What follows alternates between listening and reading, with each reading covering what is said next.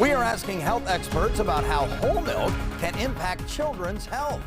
For the first time in more than a decade, schools participating in the National School Lunch Program can once again offer whole and 2% milk alongside low-fat, fat-free, and non-dairy options. The change comes after President Trump signed the Whole Milk for Healthy Kids Act into law last week. Joining me now is Alison Ruffin, the Director of Clinical Nutrition and Lactation at Dayton Children. Thanks so much for joining us. Let's start with who is typically recommended to drink whole milk.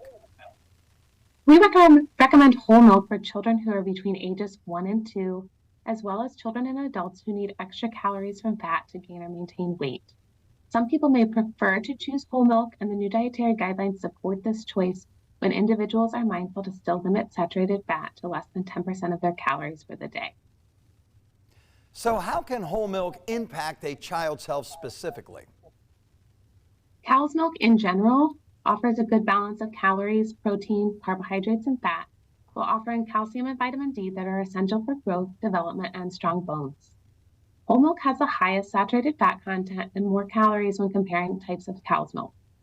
Whole milk provides additional fat to support brain development for toddlers up to age 2, and for individuals who need extra fat and calories to gain or maintain weight.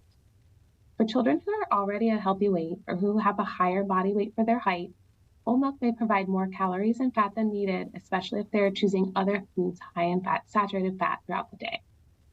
There are also a lot of plant-based milk options that are fortified with calcium and vitamin D. If your child needs a plant-based milk, I recommend discussing with a dietitian or your healthcare provider to help choose the best fit for their nutrition needs. So what are the nutritional differences that whole milk has compared with what's being offered in schools, at least over the last few years?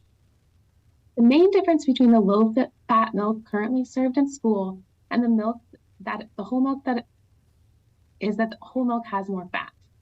Some people call whole milk vitamin D milk.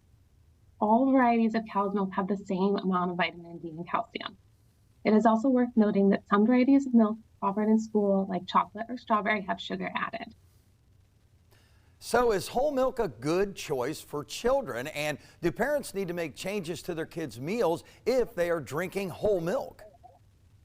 Children need calcium and vitamin D, and milk is a good source of both. The choice about which milk your child should choose is a very individualized choice and can vary from day to day. I have 2 boys in grade school. When whole milk becomes available, I have one child that I would guide to choose whole milk for extra calories. I would guide my other child to keep choosing from the current low-fat dairy options.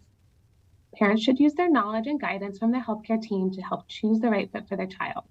For most children in school, it may be a good fit to keep choosing low-fat milk or whichever milk they will actually drink, even if that is a flavored milk option. If you have further questions, we would invite you to make an appointment with a Dayton Children's Nutrition Clinic for a one-on-one visit with a registered dietitian nutritionist. All right, Alison Ruffin, the Director of Clinical Nutrition and Lactation at Dayton Children's. We thank you so much for joining us. Thank you very much.